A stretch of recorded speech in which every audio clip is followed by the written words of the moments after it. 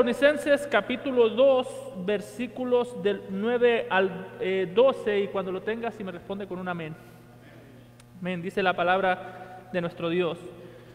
Porque os acordáis, hermanos, de nuestro trabajo y fatiga, como trabajando de noche y de día para no ser gravosos a ninguno de vosotros, os predicamos el Evangelio de Dios.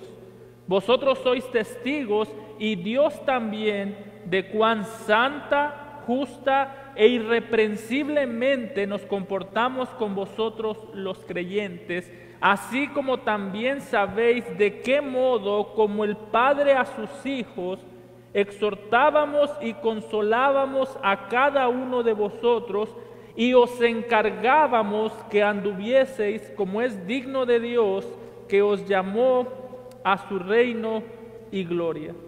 Amado Padre, te damos gracias por esta porción de las Escrituras. Gracias, Señor, por tu amor, por tu compasión que tienes para con nosotros. Gracias, Señor, porque en este apóstol, en Pablo, nosotros podemos ver un ejemplo de madurez, un ejemplo de carne y hueso, Señor, y nosotros el día de hoy nos presentamos como personas que necesitan crecer, Señor. Te pedimos que la misma obra que tú hiciste en Pablo para que él fuese maduro, para que él pudiese servir a la iglesia, esa misma obra la hagas en nosotros también el día de hoy, Señor, y que nosotros podamos honrarte en todo. Señor, ayúdanos a crecer como tus hijos, a amar más tu evangelio.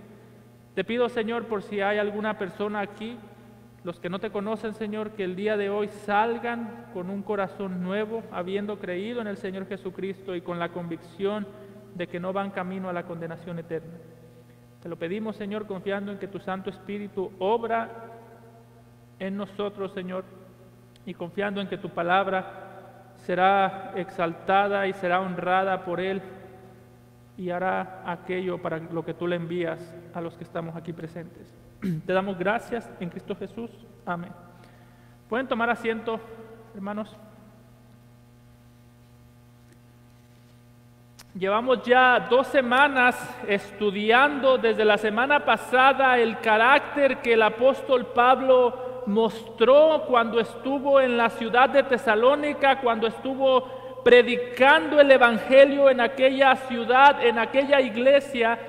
Y cuando nosotros estudiamos este tipo de pasajes en los que el apóstol Pablo ha estado describiendo cómo luce el carácter de un pastor, yo creo que con mucha facilidad nosotros podríamos llegar a pensar que muchas de las cosas que se dicen en este pasaje no tienen nada que ver con nosotros, porque Pablo ha estado hablando de el carácter que debe tener un pastor, alguien que sirve a la iglesia del Señor. Y yo creo que en muchas ocasiones una conclusión lógica de nosotros sería: si el apóstol Pablo en este pasaje está describiendo el carácter de un pastor y yo no soy pastor ni tengo interés de ser pastor, entonces podríamos concluir que estos pasajes no tienen nada que decirnos a nosotros. Podríamos llegar a esa conclusión porque podríamos pensar, esos pasajes aplican para los pastores, para que el pastor sepa cómo debe servir a la iglesia, aplica para los que aspiran a ser pastores, para que sepan lo que les espera cuando van a pastorear a la iglesia. Y aunque hay cierto de verdad en eso, aunque ciertamente el pasaje o los pasajes que acabamos de leer aplican para la vida del pastor principalmente, y el pastor debe ser el principal que obedece estas palabras, la realidad es que este pasaje no solamente se aplica a los pastores, sino a todo mundo. A todos los cristianos, a todo aquel que invoque al Señor Jesucristo como su Salvador, ciertamente esto aplica para todos. No sé si alguna vez mientras usted va leyendo la Biblia, no sé si ha llegado a notar que la Biblia no presenta 2 estándares diferentes, un estándar para el pastor y un estándar para el miembro de la iglesia. ¿No se ha notado que nunca dice la Biblia, esto le corresponde al pastor, el pastor tiene que tener cierta madurez, pero los cristianos que se sientan en las sillas no tienen que ser maduros? No, En la Biblia vemos un solo estándar, y el estándar que la Biblia pone para el pastor, la misma exigencia de madurez que la Biblia exige del pastor, es la misma que exige para todos. De hecho, podríamos decir que los mismos mandamientos que tiene que obedecer el pastor, los tienes que obedecer tú, y la misma gracia que Dios ha suplido para capacitar al pastor, es la misma gracia que ofrece a todos. La única diferencia que existe entre la responsabilidad de un pastor y la responsabilidad de los miembros de una iglesia es que el pastor es responsable de ser ejemplo para la congregación, mientras que la congregación es responsable de imitar el ejemplo del pastor. Así que el día de hoy yo soy responsable delante de Dios de ser un ejemplo para ustedes. Eso es una responsabilidad que Dios pone sobre mis hombros, y quizás alguien podría decir: qué bueno que yo no soy pastor y así no tengo esa responsabilidad. Usted tiene la responsabilidad de imitar el ejemplo. De hecho, note cómo lo dice el autor de Hebreos en Hebreos capítulo 13, versículo 7, cuando dice: acordaos de vuestros pastores que os hablaron la palabra de Dios, considerad cuál haya sido el resultado de su conducta e imitad su fe. Es decir, la Biblia dice: el pastor sea ejemplo, y la misma Biblia le dice a los miembros: pongan atención al pastor, escuchen, recuerden lo que él les ha hablado, recuerden el trabajo, la conducta de su fe, pero no se queden parados, imiten. Así que aquí todos estamos con una responsabilidad sobre nuestros hombros. Yo tengo la responsabilidad de ser un ejemplo para usted. Eso la Biblia me lo demanda. Yo no puedo sacarme esa responsabilidad diciendo: hermano, pues usted no me ve a mí, ve a Cristo. Sí, ve a Cristo para ser salvo, véame a mí para ver cómo se vive la vida cristiana.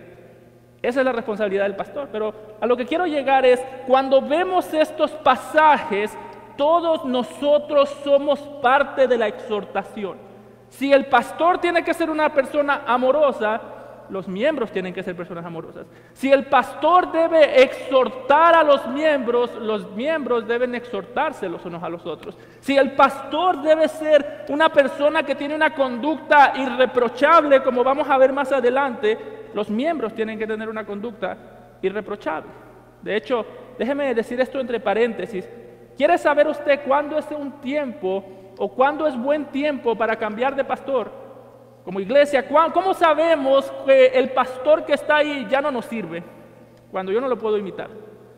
Si usted me ve y dice: pastor, si yo te imito, yo creo que nos vamos a ir los dos al infierno, sáqueme de ahí y saque al que sea que esté parado detrás de este púlpito. Ese es un buen momento en el que yo sé que yo debo cambiar, no irme de la iglesia, sino cambiar de pastor. Que se vaya el pastor, yo me quedo, que se vaya el pastor de la iglesia cuando no lo puedo imitar, porque es una responsabilidad doble. Tengo que dar ejemplo, usted imita, trabajamos juntos, pero crecemos juntos y trabajamos juntos a través de la palabra de Dios. Así que mientras vayamos escuchando este pasaje, menciono todo esto para que usted no se me vaya a desconectar y decir: no, esto yo no creo, que gracias a Dios yo no tengo el llamado de ser pastor, yo no tengo el interés de ser el pastor, así que yo creo que me voy a poner a pensar, voy a ponerme a ver los aviones que están pasando aquí atrás, y ya el próximo domingo ojalá y toque un tema que me impacte a mí también. No, esto es para todos, y mientras vayamos viéndolo, vea el carácter de Pablo como algo que tiene que tener su pastor y como algo que tiene que tener usted. Con eso en mente, me gustaría que vayamos y notemos estos versículos que acabamos de leer. Y vamos a verlo en dos partes.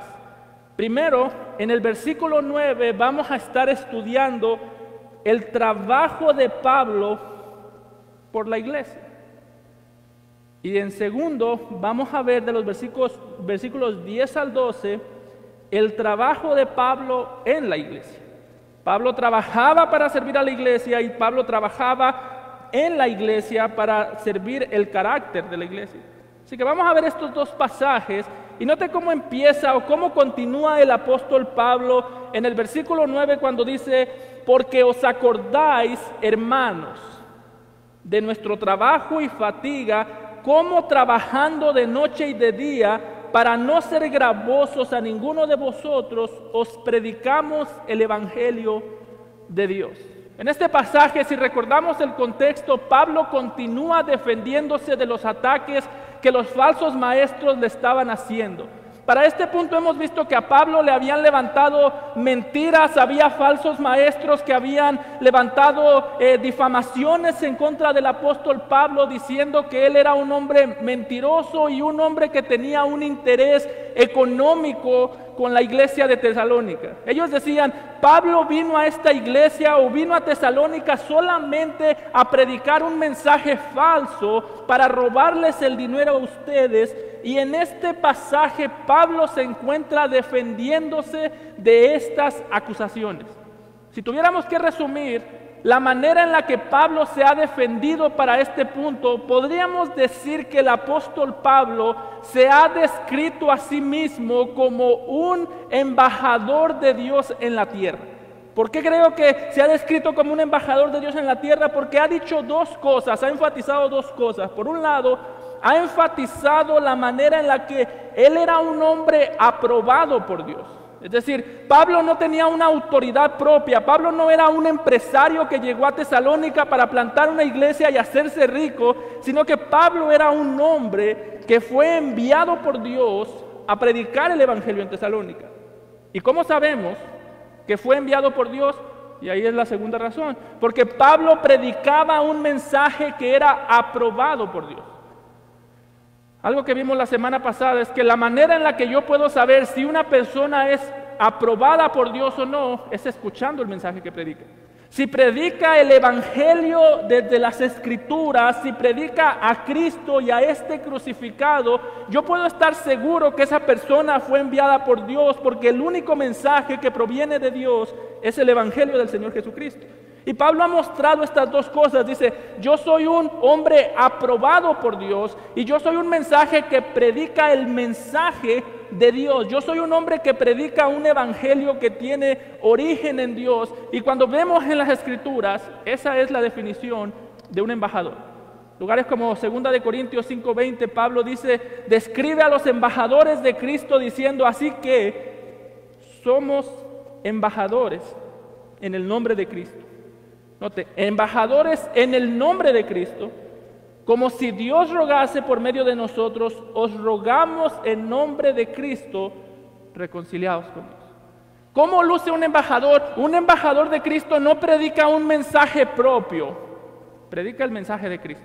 Un embajador no tiene una agenda propia, tiene la agenda de Dios de dar a conocer a Cristo. Así que Pablo dice, yo he venido a ser como la boca de Dios en la tierra. Y hermano, eso es cierto de Pablo y es cierto de nosotros también. Cuando nosotros predicamos el evangelio, nosotros venimos a ser la boca de Dios en la tierra y los pies de Cristo en la tierra, porque somos sus embajadores. Nosotros no predicamos un mensaje que nosotros tenemos, sino un mensaje que hemos recibido de Dios a través de su palabra, y no predicamos un mensaje por autoridad propia, sino un mensaje bajo la autoridad de la palabra. Eso es un embajador. Eso hace un embajador. Así se ha defendido Pablo. Y note que en este pasaje Pablo continúa defendiendo su ministerio. Sin embargo, la manera en la que se defiende cambia un poco. Hasta ahora Pablo ha defendido su mensaje y ha dicho, mi mensaje proviene de Dios. Ahora defiende su carácter y su trabajo. Como digo, los falsos maestros lo acusaban. Ellos decían, Pablo es un hombre que solo les vino a sacar el dinero. Pablo es un hombre que solamente le interesaba tu dinero, te predicó un mensaje lleno de mentiras. Y note cómo empieza defendiéndose Pablo.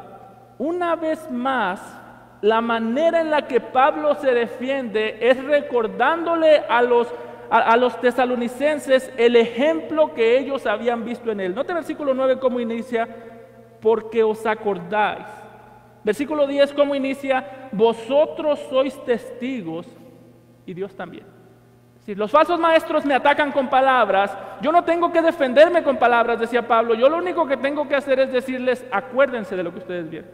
En un sentido, aquí no vemos que es, como dijimos, la palabra de Pablo contra la palabra de los falsos maestros. No, Los falsos maestros atacaban a Pablo con palabras. Pablo decía, ustedes acuérdense de mis obras.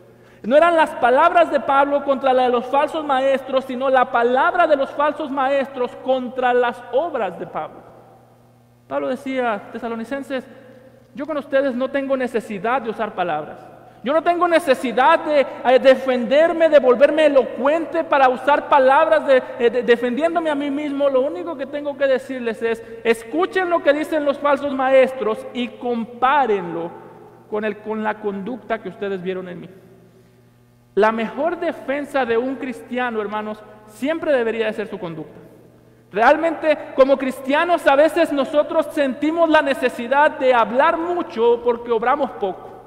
Sentimos la necesidad de defendernos mucho, de volvernos buenos para defendernos cuando alguien nos ataca, porque somos buenos para hablar, no somos muy buenos para actuar. Y Pablo dice, yo ni siquiera voy a hacer una defensa como tal que no sea recordarles lo que ustedes ya vieron. Yo no les voy a decir, no, lo que pasa es que no me entendieron lo que yo dije, no, lo que pasa es que se me malinterpretó. No, dice Pablo, yo les voy a recordar, acuérdense lo que vieron en mí. Y esa es mi defensa. Y note que así inicia, Pablo les dice, recuerden, los falsos maestros me acusan de ser un ladrón, de haber llegado a Tesalónica para robarles su dinero, pero recuerden que yo de noche y de día, trabajé de noche y de día para no seros gravosos a ninguno de vosotros. Está diciendo, sí, los falsos maestros dicen que yo me quería robar su dinero, pero acuérdense, ¿cuántos de ustedes, cuándo llegué yo pidiendo dinero a Tesalónica? ¿Cuándo me vieron a mí predicando el evangelio para recibir dinero? ¿Cuándo me vieron a mí predicando el evangelio a cambio de dinero? Y la respuesta era nunca. Pablo dice, yo llegué a Tesalónica y yo nunca llegué exigiendo nada. Yo no llegué a Tesalónica exigiendo beneficios. Yo no llegué a Tesalónica exigiéndoles que ustedes me pagaran. Ustedes mismos son testigos que lejos de llegar a Tesalónica exigiendo dinero, llegué a Tesalónica invirtiendo mi dinero en ustedes. Aquí podemos ver algo interesante de Pablo. En Pablo nosotros vemos un hombre que tenía una ambición, y es la ambición más santa que puede tener un cristiano, que era predicar el evangelio. Pablo le dijo a los corintios, yo de buena gana me gasto a mí mismo, gasto lo mío y me gasto a mí mismo por amor a sus almas. Pablo sabía que al servir a la iglesia, eso iba a costarle a él. Le costó dinero, le costó su salud, lo apedrearon, se enfermaba, se lastimaba en el camino, y él decía, el evangelio lo vale. Así que Pablo aquí se presenta como un ejemplo de servicio, y algo que nos muestra es que los ejemplos de servicio que se ve en este pastor y que se debe ver en los pastores es un ejemplo en el que el pastor no está pensando toda la vida qué puede obtener de la iglesia, sino qué puede darle a la iglesia. Un pastor, entendemos que tiene necesidades físicas, entendemos que tiene necesidades de todo tipo, pero la idea, el corazón del pastor nunca tiene que estar ¿qué puedo obtener de la iglesia? ¿Sabe cuándo debemos empezar a desconfiar de un pastor? Cuando todo el tiempo tiene que sacar su currículum para exigir beneficios. Ese no era Pablo. Pablo no llegaba a Tesalónica diciendo, yo soy apóstol, yo soy un hombre educado, que vaya que era uno de los hombres más educados de aquel tiempo, yo he plantado tantas iglesias, yo he hecho tantas cosas. Pablo no llegaba de esa manera, llegaba diciendo, yo quiero predicar el evangelio. Es el corazón de un pastor, es un corazón de un cristiano maduro. Hay alguien que dijo que el día de hoy existen dos tipos de pastores. Existen pastores que predican el evangelio para poder comer, porque de eso se ganan la vida, y existen pastores que comen para poder tener fuerzas y predicar el evangelio. Hay una gran diferencia en eso. Hay un pastor que siente la necesidad de predicar porque siente que no puede hacer ninguna otra cosa, no sabe hacer ninguna otra cosa, y predica porque lo ve como un trabajo y tiene que predicar porque de eso come. Hay otros pastores que dicen, yo tengo que comer porque si no, no tengo fuerza para predicar el evangelio. Y Pablo era el segundo. Pablo no era un hombre que veía la iglesia como un negocio. No era un hombre, cuando lo veían, no quedaba ni la menor duda que era un hombre que quería servir a la iglesia y no estaba viendo qué podía sacar de la iglesia. Sabemos por el testimonio de Filipenses que para este punto había otras iglesias que lo apoyaban. La iglesia de Filipos dice que le mandó dinero mientras estaba aquí, lo apoyaban, pero el punto es, nunca hubo alguien que pudiese señalar a Pablo como si él, la única razón por la que predicaba el evangelio era porque no tenía, era porque era lo único que él sabía hacer, o era porque tenía la necesidad de ganar dinero a través de la predicación. Hermanos, en esto nosotros tenemos que tener siempre el ojo muy abierto cuando pensamos en un pastor. Nosotros sabemos que como iglesia necesitamos un pastor, debemos ser responsables para, si vamos a traer un pastor, poder ayudarlo financieramente, pero cuando vemos que la mayor preocupación del pastor es el dinero, tengamos cuidado. Tengamos mucho cuidado. Cuando vemos que el pastor quiere ser pastor porque no puede hacer nada en otro lado, tengamos mucho cuidado. Dicen que una vez, en un libro de Spurgeon que se llama Discurso a mis estudiantes, dice que una vez miró a un muchacho que aspiraba a ser pastor y que le dijo, ¿por qué tú quieres ser pastor? Y él dijo, pues ya intenté de todo y nada se me da. Ya abrí un negocio y quebró, ya fui a trabajar a otro lado y me corrieron, entonces voy a venir aquí a ver si aquí pega. Y la respuesta de Spurgeon fue, si tú fracasas en todos lados, ¿qué te hace pensar que te queremos como pastor? El pastor no tiene que ser una persona que está aquí parado porque no puede hacer nada más. De hecho, él decía, si el pastor no triunfa o si el pastor no puede pastorear la Grey, si no puede hacer nada más, si no puede hacer otras cosas fuera, allá en el mundo, mucho menos va a poder pastorear la Grey, que se trata de almas y la palabra de Dios. Así que tengamos cuidado de algún día traer detrás de este púlpito a alguien que está aquí porque no haya nada más que hacer. Si tú tienes el deseo de pastorear, mira el ejemplo de Pablo. Pastorear quiere decir que a veces va a tener que sacrificar más de lo que recibes y estar contento con eso. No ir por la vida renegando y diciendo todo lo que yo invierto y cuándo se va a invertir en mí. No, estar contento con eso. No es un llamado a ser servido por la iglesia, sino a servir a la iglesia. No es un llamado a sacrificar a la iglesia para que me dé lo que yo quiero, sino a sacrificarme para cumplir o cubrir las necesidades de la iglesia. Eso es lo que hizo Pablo. Pablo podía hacer cualquier otra cosa. Por eso es que un consejo que a veces dan es, si tú puedes hacer si tú tienes el deseo de ser pastor, pero si tú en tu corazón sientes que hay otra cosa que sería mejor para ti, mejor haz esa cosa. Porque necesitas estar convencido que a esto te está llamando el Señor. Necesitamos estar convencidos y como iglesia, lo he dicho, necesitamos más pastores, oramos por más pastores, pero el estándar es este. Si no aman a la iglesia, si no quieren servir a la iglesia, si se quieren servir de la iglesia, no los necesitamos. Note que Pablo aquí, él dice que él trabajaba para la iglesia y él dice que él no recibió ni un solo peso de la iglesia, él no le pagaba nada a la iglesia y Pablo nos da una razón, dice que lo hizo, que no recibió dinero de la iglesia para no serles gravoso. Pablo dice, yo no quiero ser una carga para ustedes, iglesia. Como digo, había otras iglesias que lo apoyaban, la iglesia de Filipo. Después esta misma iglesia lo apoyó económicamente, pero al iniciar la iglesia, Pablo decía, yo no vine por tu dinero, yo quiero tu alma, yo quiero que creas en Cristo. Interesantemente, más adelante en 2 de Tesalonicenses 3, versículos 7 al 9, Pablo mismo reconoce que él tenía derecho a cobrar un sueldo de la iglesia, pero note por qué Pablo renunció a ese sueldo en la iglesia. La iglesia de Tesalónica parece que le quería pagar a Pablo. Querían darle dinero, querían ayudarlo, sabían que el obrero es digno de su salario, sabían que, como Pablo dice en 1 de Corintios 9, el que predique el evangelio, que viva del evangelio. Sin embargo, note por qué Pablo renunció a este derecho que él tenía. 2 Tesalonicenses 3, 7 al 9 dice, porque vosotros mismos sabéis de qué manera debéis imitarnos, pues nosotros no anduvimos desordenadamente entre vosotros, ni comimos de balde el pan de nadie, sino que trabajamos con afán y fatiga día y noche para no ser gravoso a ninguno de vosotros, no porque no tuviéramos derecho, dice Pablo, sino por daros nosotros mismos un ejemplo para que nos imitéis.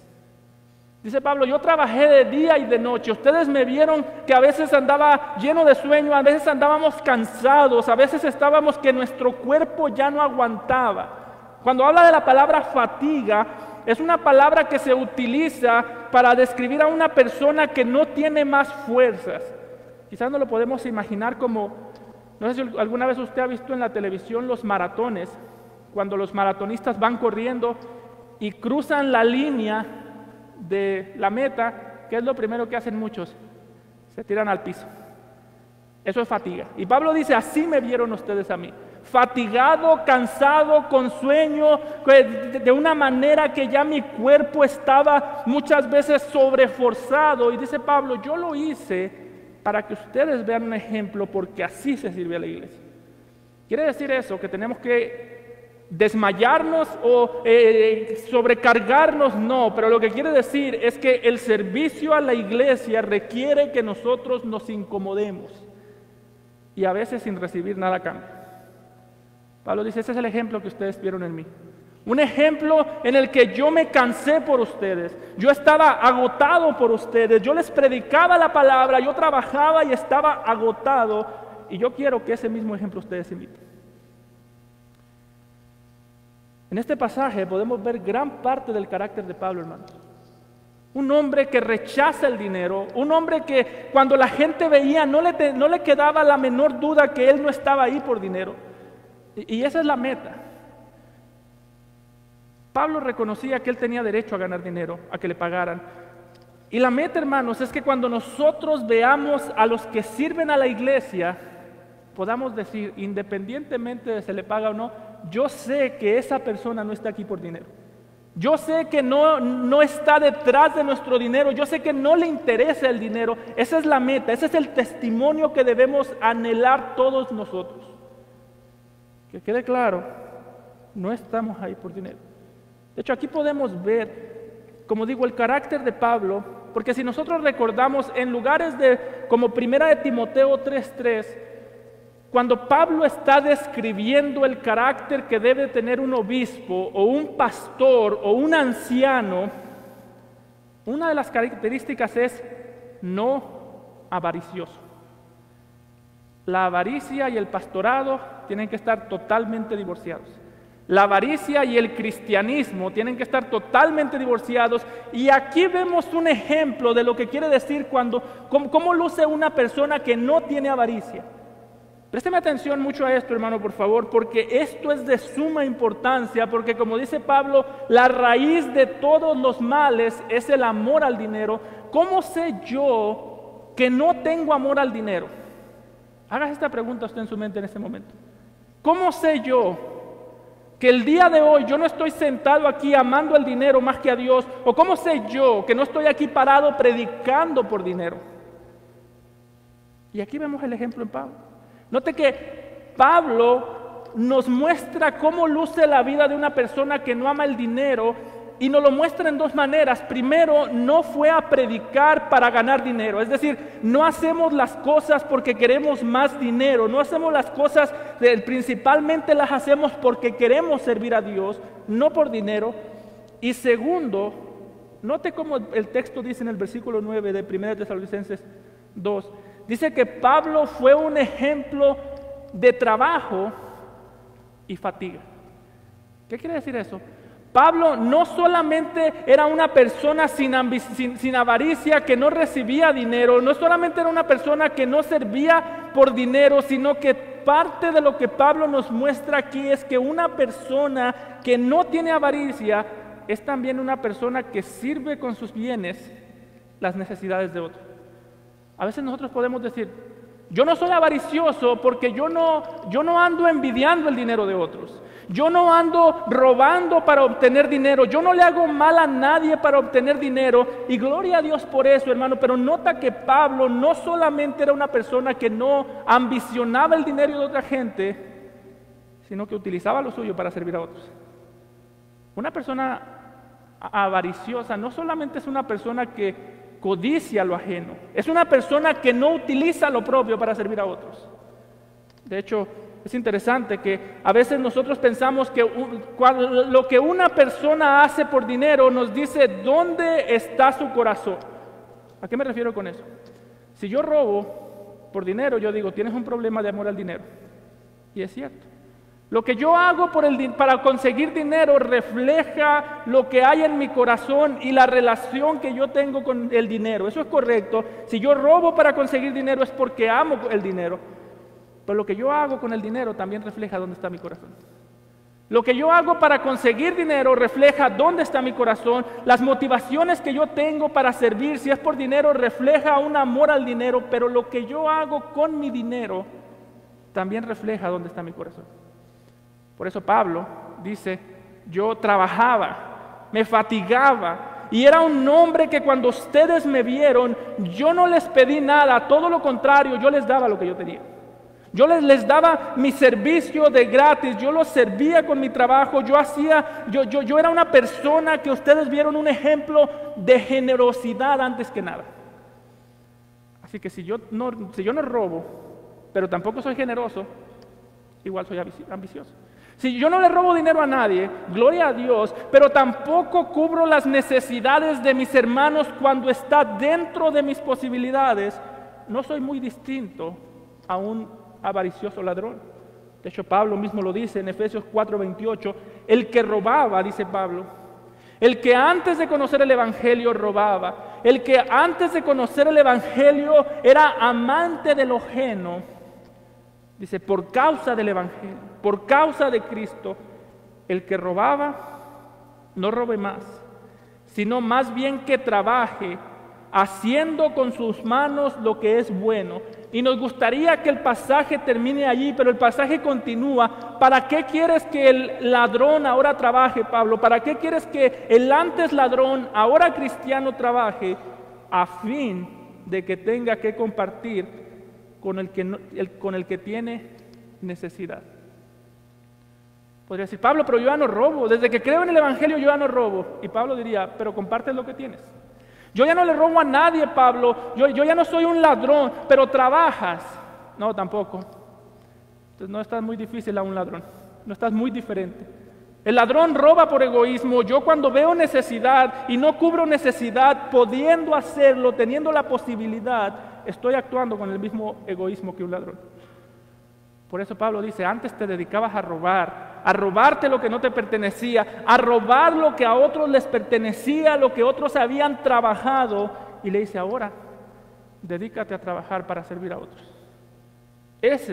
Así luce una persona que no tiene avaricia. No se trata solamente de ser una persona que no le pide dinero a nadie. Gloria a Dios por eso, no hay problema. Se trata de ser una persona frágil, con un corazón sensible hacia las necesidades de quienes nos rodean. De hecho, cuando estudiábamos Primera de Juan, ¿qué fue lo que vimos? El que tiene bienes de este mundo y ve a su hermano padecer necesidades y no lo ayuda, dice Juan, ¿cómo mora el amor de Dios en su corazón? Hermano, ¿cómo reaccionas tú a las necesidades de tus hermanos? ¿Cómo reacciono yo a las necesidades de la iglesia, a las necesidades físicas? Cuando tenemos la posibilidad de servir necesidades ajenas y no lo hacemos, ¿qué refleja eso de nuestro corazón? No, eso es ambición. No hay mucha diferencia entre un ladrón que le roba las cosas a la gente y un cristiano que teniendo la posibilidad de servir a sus hermanos, los ve en necesidad, pero decide dejarlos en su necesidad cuando pudo ayudarlos. Es la misma avaricia. No hay mucha diferencia también en esto entre un pastor que predica el evangelio por dinero, que predica un falso evangelio por dinero. No hay diferencia entre un pastor que predica un falso evangelio para robarle el dinero a la gente y un pastor que predica el evangelio verdadero, pero pudiendo ayudar las necesidades de sus hermanos, no lo hace de manera económica o cualquier manera. Este era el carácter de Pablo, hermanos. Y esto es lo que la Biblia espera de nosotros. Este es, como decimos, esta es la responsabilidad principalmente del pastor. El pastor tiene que ser una persona que dé un ejemplo de generosidad, una persona que dé un ejemplo de fragilidad, de sensibilidad a las necesidades que lo rodean. Y la iglesia tiene que imitar ese ejemplo. Todos nosotros tenemos esa carga sobre nuestros hombros. Pastor, pero es que yo no soy rico. ¿Qué dice 2 de Corintios 8? Que las iglesias de Macedonia en gran pobreza abundaron en su gran generosidad para con los necesitados. No es un asunto de dinero, es un asunto de amor al dinero. En el caso del apóstol Pablo, note que dice él dice en 1 Corintios, yo me gasto a mí mismo, gastaré lo mío. Atrás, si retrocedemos un poquito en los versículos que vimos las semanas pasadas, él decía, nosotros les quisiéramos entregar nuestras propias vidas. Pablo dice, yo los amo a ustedes tanto que si yo tuviese que entregar mi vida por ustedes, si yo tuviese que sufrir por ustedes, yo lo haría porque los amo. Y si les puedo entregar mi vida, que no les puedo entregar mi trabajo. Hermano, si nosotros muchas veces somos insensibles a las necesidades de nuestros hermanos, no es un problema de bolsillo, el dinero es lo de menos, es un problema de corazón. Cuando yo puedo servir a mi hermano y no lo hago, llevémoslo a todos lados. No es un problema a veces de tiempo. A veces vemos necesidades entre nuestros hermanos y no es que no podamos por falta de tiempo, es por falta del corazón. Es algo de corazón, porque lo primero que se entrega es el corazón a nuestros hermanos, los amamos por causa del evangelio.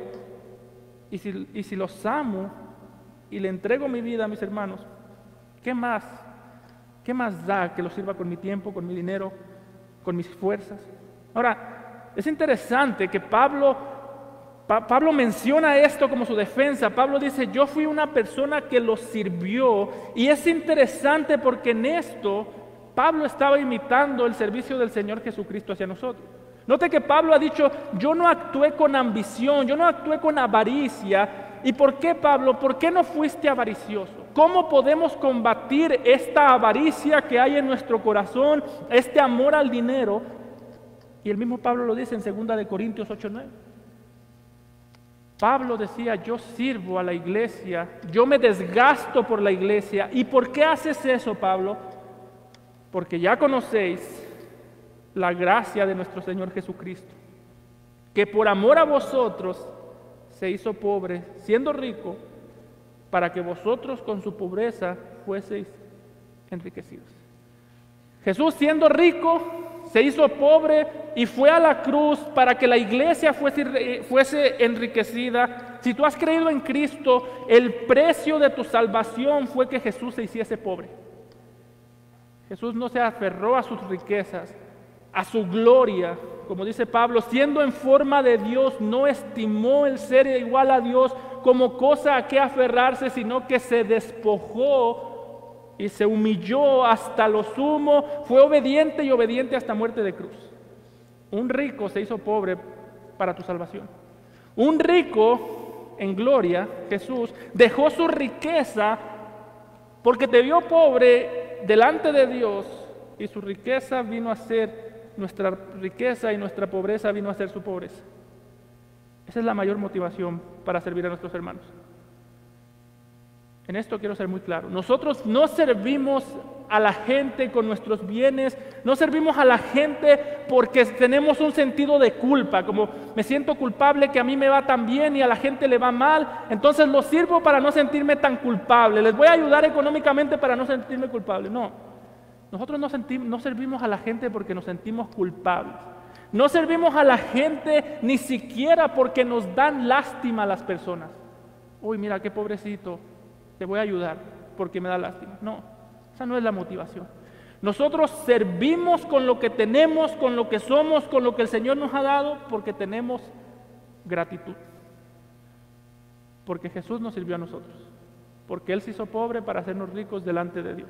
No ricos económicamente. Si Dios te hizo a ti rico económicamente, gloria a Dios. Pero la riqueza de la que Pablo habla es una riqueza de justicia delante de Dios, que mis pecados han sido perdonados, y eso fue el mayor sacrificio.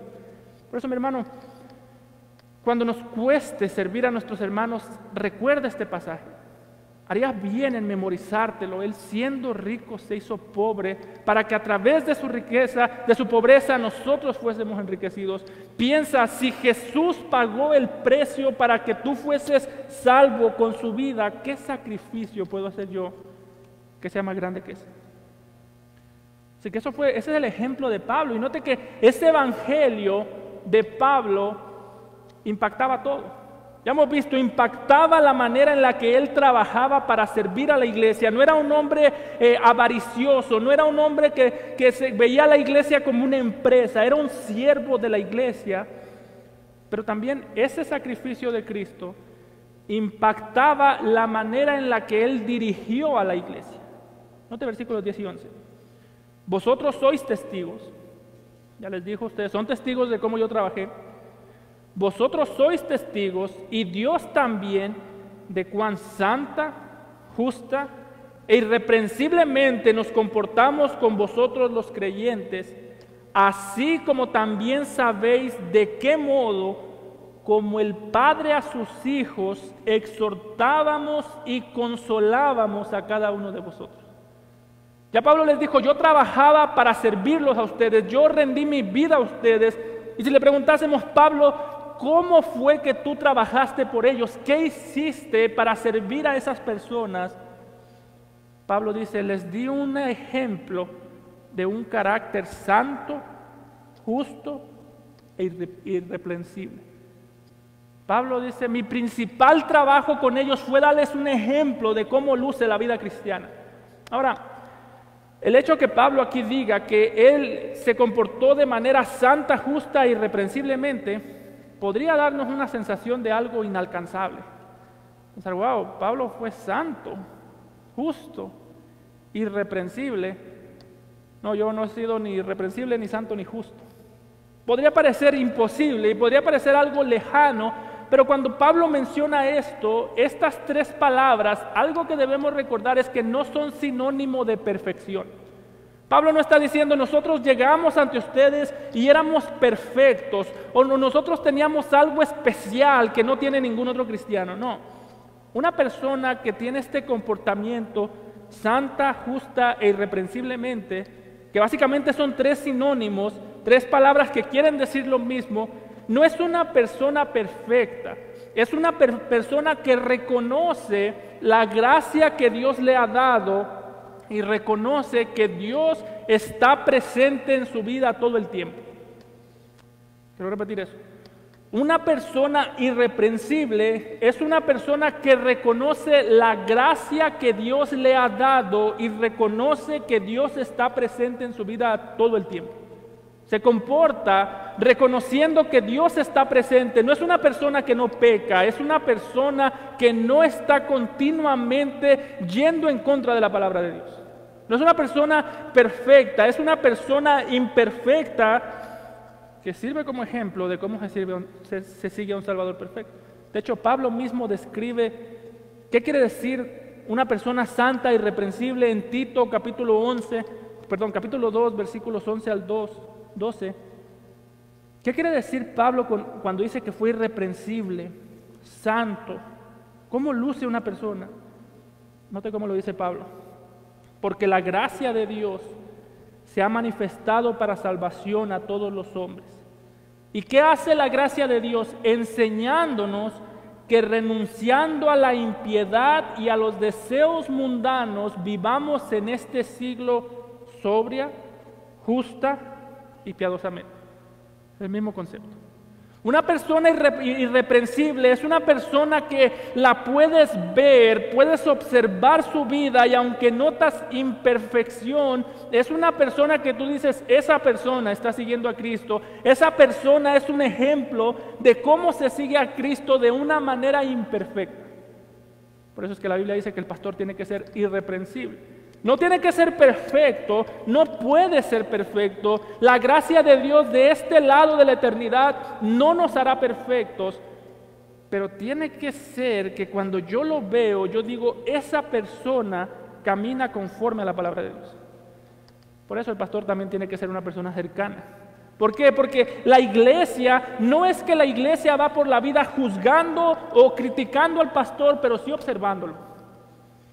Y si no da ejemplo, si cuando yo lo veo, yo digo, eso se parece a lo que hace el mundo, yo tengo que dudar si ese debería estar pastoreando.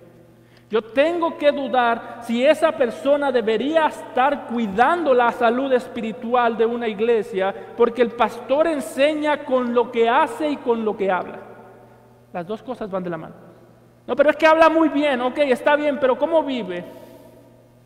Pues ahí ya nos quedó a deber. No es perfecto, pero pregúntese usted, ¿lo puedo imitar? Si lo imito, ¿para dónde me voy a ir? ¿Para dónde voy a caminar si lo imito? Y si usted no quiere caminar, o si usted ve que lo que él camina no son los pasos que caminó Jesús, tenga cuidado. Eso es una persona irreprensible. Y note que Pablo dice que de esa manera él enseñó, él fue una persona que dio ejemplo, pero también dice en el versículo 11, así como también sabéis de qué modo, como el Padre a sus hijos, exhortábamos y consolábamos a cada uno de vosotros. Nosotros les dimos un ejemplo irreprensible, dice Pablo. Nosotros nos comportamos de una manera justa. ¿Y qué más hiciste, Pablo? Y nosotros los corregimos y los guiamos. ¿Sí nota? ¿Cómo describe el trabajo del pastor? Dar ejemplo con su vida, dar ejemplo de santidad, dar ejemplo de justicia, dar ejemplo irreprensible, pero el pastor no es alguien que va caminando por la vida esperando que lo imiten, sino que también va hablando y enseñando. Nota las palabras que utiliza el apóstol Pablo. Dice, ¿sabéis qué modo como el Padre a sus hijos exhortábamos y consolábamos a cada uno de vosotros? Cuando nos veían les decíamos, imítenos. Cuando los veíamos pecando, nosotros los corregíamos. Esta es la segunda vez que Pablo compara su ministerio al de un padre o una madre. Si nosotros vamos al versículo 7, ya Pablo antes ha dicho que con la misma ternura que una nodriza cuida de sus hijos, de una madre o de una mujer que cuida a un bebé, dice, con esa misma ternura los cuidamos a ustedes. Pero con la misma autoridad que un padre le habla a sus hijos, también les hablamos a ustedes. Entonces, ¿qué quiere decir? El pastor tiene que tener un corazón tierno. No puede ser un peleonero, no puede irse peleando con la gente, no puede hasta estar discutiendo y insultando a la gente. Tiene que tener un corazón tierno, pero una voz con autoridad. No puede dar opciones. No puede decir, mira, yo te recomiendo que obedezcas este pasaje de la Escritura. No puede tenerle temor a la iglesia. Es que si yo les hablo a la iglesia y le digo esto, me van a correr. Eso no es un pastor. El pastor tiene que tener un corazón sensible, una voz firme. Las dos cosas van de la mano. Eso es lo que hizo Pablo. Ahora, yo sé que esto se puede malinterpretar y alguien puede decir, entonces el pastor tiene la autoridad de estar mandándonos, tiene la autoridad para estar manipulándonos. No se trata de eso. La Biblia prohíbe que el pastor sea una persona autoritaria, una persona que va más allá de lo que la Biblia le manda. La Biblia prohíbe que el pastor sea un manipulador, un controlador. Yo no tengo autoridad sobre usted, yo no tengo la autoridad para controlar su vida, para controlar dónde usted quiere vivir, de qué quiere trabajar. Yo no tengo esa autoridad, la Biblia no me la ha dado. Sin embargo, tengo el mandato de exhortar y consolar, enseñar, y esto no es algo malo. Pablo, de hecho, en 2 de Corintios 1:24, cuando habla de esto, dice que el trabajo del pastor, o cuando el pastor exhorta, cuando el pastor consuela, su trabajo no es enseñorearse o actuar como si la iglesia fuese suya, sino que cuando el pastor exhorta, cuando el pastor consuela, está participando para que los creyentes crezcan en su salvación. Note cómo lo dice Pablo. 2 de Corintios 1:24, no que nos enseñoremos de vuestra fe.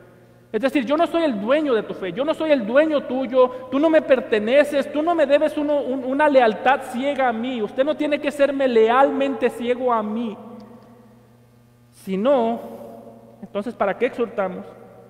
Colaboramos para vuestro gozo, porque por la fe estáis firmes. ¿Por qué exhorta el pastor?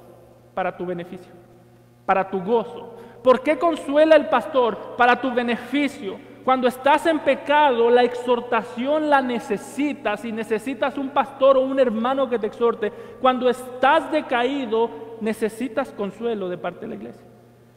Por eso, hermano, cuando tú te toque a ti ser el exhortado, no reniegues. No solamente de parte mía. Hermano, la exhortación es algo que a la carne no le gusta. Si yo te exhorto a ti no te va a gustar. A ti no te gusta que te exhorten. Y déjame te digo algo, a mí no me gusta exhortar. No es como que yo tengo un calendario en mi cuarto y yo digo, déjame ver a quién toca exhortar hoy. O estoy aburrido, voy a ver a quién exhorto. No, eso nadie lo disfruta. Es una necesidad, pero en lo personal, yo no sé si hay un pastor que disfrute estar exhortando. Yo no lo disfruto, pero es necesario. Es difícil la exhortación para el que recibe la exhortación y para el que la da. Sin embargo, hermano, nota que Pablo lo dice, que de esa manera como pastor colaboro en tu gozo. Cuando una persona te exhorta, cuando una persona te consuela, esa persona está pensando más en ti que en él. Por eso necesitamos ser exhortados. Si un hermano de la iglesia te exhorta, te ve en pecado, te exhorta con la palabra, aquí estoy hablando de una exhortación bíblica, hermano, dale gracias a Dios, porque esa persona está pensando más en ti que en él. Porque creo que a ninguno nos gusta ir por la vida exhortando. Dale gracias a Dios porque es una manifestación de la gracia de Dios a tu vida. Es una manifestación de que estás en un lugar donde eres amado por las personas. Y nota que aquí Pablo describe la exhortación y la consolación como una necesidad que tenemos todos nosotros. Nota cómo lo dice Pablo: exhortábamos y consolábamos a cada uno de vosotros. A veces uno necesitaba ser consolado y lo consolábamos. A veces otro necesitaba ser exhortado y lo exhortábamos. Pero teníamos nuestros ojos puestos en todos para servirlos según lo que necesitaran. Así que cuando te exhorten, hermano, tú no pienses que es solo cosa que tú necesitas. No es un problema que solo tú tienes. Todos necesitamos ser exhortados. No lo veas como una amenaza. Dale gracias a Dios. Pastor, pero es que siento como que me pica el estómago cuando me exhortan. Deja que te pique. Dale gracias al Señor. Una manera en la que Dios inicia a traer juicio sobre una persona es cuando a esa persona ya nadie le dice nada. Cuando nosotros vemos la Escritura, la manera en la que Dios trae juicio sobre las personas es dándole todo el pecado que quieren. ¿Quieren desobediencia? Tómenla. ¿Quieren pecar? Pequen, no los voy a molestar, pero nos vemos en la eternidad. Así que, hermano, cuando tenemos una iglesia que nos exhorta, es una marca de la gracia de Dios. Cuando tenemos una iglesia, ya sea los pastores, ya sea los diáconos, ya sea los miembros, nos ven en pecados y nos exhortan, gracias a Dios por ello. La exhortación es necesaria. A veces tú tienes que exhortar a tus hermanos, a veces tus hermanos te tendrán que exhortar a ti, a veces tú tienes que consolar a tus hermanos, a veces tus hermanos te tendrán que consolar a ti. Recíbelo con gratitud. De hecho, Pablo en Hechos 20:20 dice, esto era tan urgente que dice Pablo, nosotros enseñábamos, dice en Hechos 20:20, públicamente y por las casas. Yo enseñaba, dice Pablo, el día domingo, yo exhortaba y enseñaba desde el púlpito, pero cuando veía un pecado, cuando veía un problema, yo iba a la casa de esa persona y la exhortaba. Tiene un aspecto público, general, un aspecto personal. Note qué tan grande necesidad tenemos de ser exhortados y consolados, que Pablo dijo, a veces no basta con el domingo. A veces nosotros venimos a la iglesia y sentimos, cuando salimos decimos, oh, ya cumplí. Pablo decía, no, a veces es necesario hacerlo desde el púlpito, a veces bajarse del púlpito y seguir haciéndolo, y subirse el domingo al púlpito y seguir haciéndolo. Y bajarse y seguir haciéndolo. Es un círculo. Así que no sientas, hermano, ya fui a la iglesia, en público fui exhortado, ya cumplí. No, se necesita en público y en privado. ¿Y para qué? Versículo 12, y os encargábamos que anduvieses como es digno de Dios, que os llamó a su reino y gloria. Para allá apunta la exhortación. No es que Pablo era un regañón, que Pablo quería estar regañando a la gente, no, es que Pablo decía, tenemos que asegurarnos de exhortarlos para que ustedes anden como es digno de Dios. Porque si tú invocas el nombre de Jesús como tu Salvador, entonces no puedes andar como tú quieras. Así que siempre tienes dos opciones. O andar como tú quieras, negando que has creído en Jesús, o si dices que crees en Jesús, recibir la exhortación. Para mí la exhortación a un cristiano se acaba cuando ese cristiano me dice, yo ya no quiero nada que ver con esto. ¿Ok? Si tú me das permiso, yo te voy a exhortar. Si tú profesas que tú crees en el mismo Salvador que yo, te voy a exhortar. Entonces tú me dices, mira, déjame en paz, quédate con tu Salvador. Yo te voy a decir, te dejo en paz para el resto de tu vida. Si un día quieres. Pero mientras, la exhortación, hermano, la base de la exhortación, la razón por la que tú eres exhortado y por la que yo debo ser exhortado es porque predicamos y confesamos a un Salvador mucho más grande que nosotros. Lo que está en juego cuando tú confiesas a Jesús como Salvador, pero no vives de una manera digna, es su gloria. Y amamos más su gloria que tus deseos. Así que Pablo dice, yo me aseguré de que anduviesen, de que caminaran como es digno de Dios, que los llamó a su reino y gloria. Me aseguré de que entendieran que el llamamiento de Dios no es cualquier cosa. Si ustedes me hubiesen dicho, somos incrédulos, no les hubiese exhortado de esa manera, los hubiese invitado a creer. Pero si ustedes me dicen, yo ya creí el Evangelio, entonces te voy a exhortar hasta que camines como es digno o hasta que te vayas. Pero este es el llamamiento de Dios. Es importante, es grande y lo que está en juego es la gloria del Señor. Así que cuando veas a un hermano pecar, exhórtalo. Cuando te exhorten, recibe la exhortación con gracias. Dale gracias a Dios. Y por otro lado, si tú estás aquí y no has creído en Cristo, tú puedes decir, oh, qué bueno que yo no creo en Cristo, así nadie me exhorta. No. Si tú no crees, yo no te voy a exhortar a que vivas como cristiano si no lo eres. Pero si tú no crees en Cristo, créeme que el día que estés delante de Dios sufriendo el juicio, me vas a extrañar. Vas a decir, el pastor hablaba mucho más lento. El pastor no había que tenerle miedo, lo podía evitar. La ira de Dios no. Cree en Jesucristo y huye de la ira. Cree en Cristo y sé salvo hoy. Cree en Cristo y vendrás a su reino y gloria. Cree en Él hoy y sé salvo. Amado Padre, te agradecemos, Señor, por tu palabra. Te agradecemos por el ejemplo de este hombre, de Pablo, Señor. Y oramos, Señor, para que tú nos hagas personas como Él, que aman tu gloria, que aman a tu Hijo, que exhortan por amor a tu Hijo, y personas que sirven a la iglesia. Enséñanos, Señor, a ser una iglesia que anda como es digno de ti, como es digno de aquellos que fueron llamados a tu reino y gloria. Cristo Jesús.